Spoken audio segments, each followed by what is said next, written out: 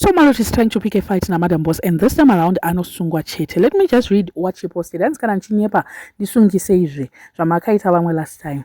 Vamwe vapo vari kutaurwa ndiAfia waari kubvira kuti zvamakaita Afia chingondisungisaiwo inini futi.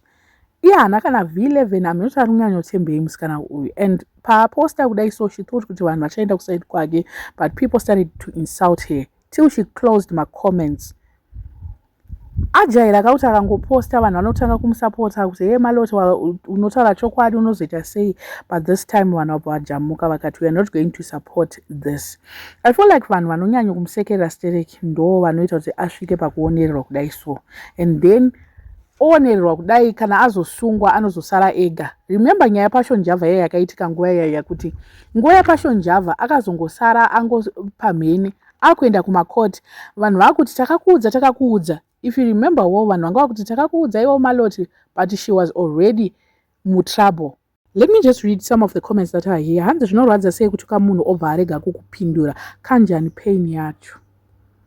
And sure zvinonyatsorwadza, unenge uchitofunga kuti pamwe munhu achanditira action achaita sei, but dudzai atori busy zvake kuvaka mansion yake, atori busy kuconcentrate nekuvaka mansion. Hanzi nemwe panapa vari busy kuvaka mansion, time yekuitirwa noise nezvechihure havana time yacho. I feel like vanhu vanonyanya kumusekera Stereki ndo vanoita kuti azoite zvinhu zvaari kuita izvi, especially sisi vake vaya vanenge vachiti akaita live kana kuti achiita video vanenge vachimuhypa paside ka, hopefully vachanomuhypa ari kuchikurubhi one of the days, because hazviite kuti unongogara uchingohypa munhu achienda mune musango uchingohypa wozoregera kumusapota kana anzi asungwa. Ndo zvatenge takuda kuti sisterly love yacho ingokontinya nekuchikurubhi. Hanzi nemwe panapa chigunduru family makuti bowa ita zvebrongo nechiskeleton chako tsege apa structure inoita sehipipo Thomas. Zvimwe zvacho zviri kunyadzisa. Hanzi zvoni uri kungochinjwanwa nemacelebrity people unosemeswa.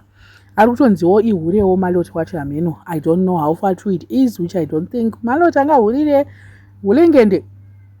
Zvimwe angaita hake asi chihure, I don't think so.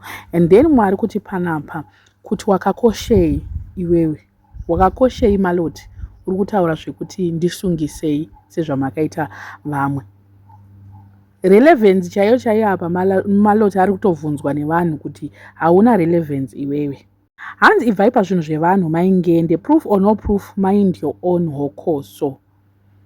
Malot business revanhu ndora anotoda zvekubva mune zvinhu zvevanhu aiwa haaite izvozvo. Hanzi hasi mwana wamai vako waunoudza hunhu, saka ibvai pazvinhu zvake. And then vamwe ndo vari kutoti Malo anotaura sezvazviri nokukakama, anoti kunyepa musungiseika. Ndo zviri kutaurwa vamwe vachiti aiwa Malo anotaura sezvazviri anozodii, but manje nyaya kana isina mavhi11 inonetsa.